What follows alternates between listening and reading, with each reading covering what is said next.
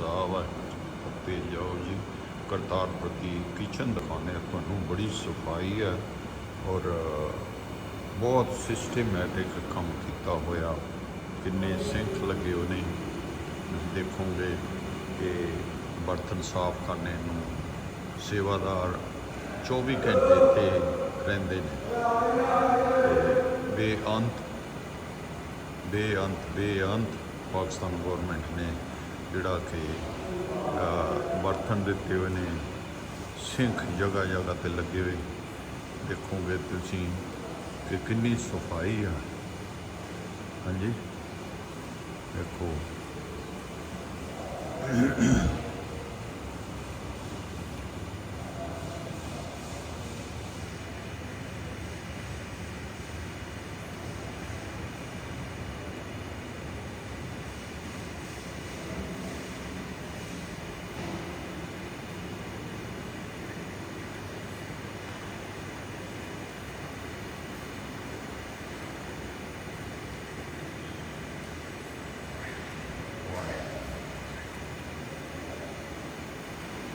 बहुत वड्डी किचन है। एक लंगर तैयार होंदा,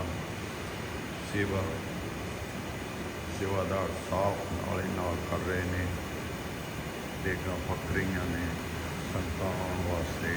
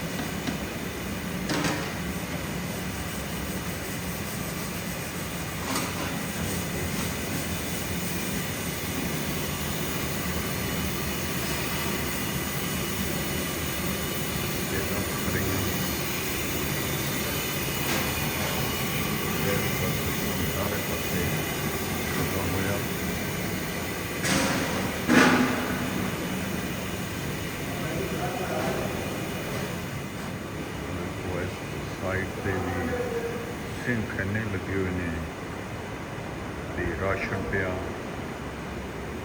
सब्जियां दालां सब कुछ भरिया पिया राशन। अगर बाजार दे विच नहीं मिलता तो गुरु घरां दे विच राशन कदे खत्म नहीं होता। लंगर 24 घंटे कोई भी किसी पासों आवे, किसी भी जात पात का आदमी आके लंगर छक सकता।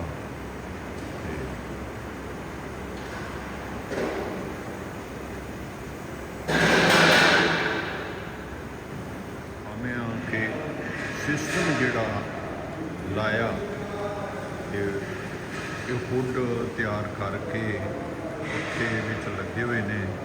हाँ जी पूरा सिस्टम दे नाल उत्ते जा रहा, कोई स्टीम नहीं थले, कोई कुछ नहीं आ रहा। गैस पाइप लाइन लगी हुआ, बहुत ही अच्छा है। फर्श के थले ड्रेन दी हुई है, ब्यूटीफुल।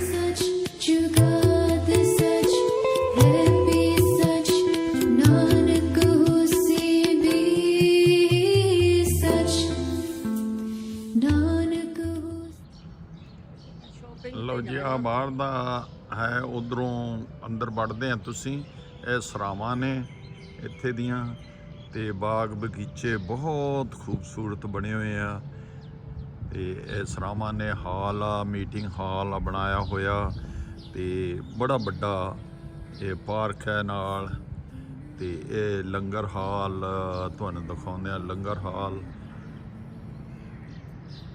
हाल है काफ़ी बड़ा, जिथे कि 500 तो लैके 700 आदमी बैठ के एक ही बारी लंगर छक सकदा। ये पिछले पासे तुसी जाओगे तो शॉपिंग सेंटर आ, तुसी अपना लोड़ी का समान खरीद सकते हो।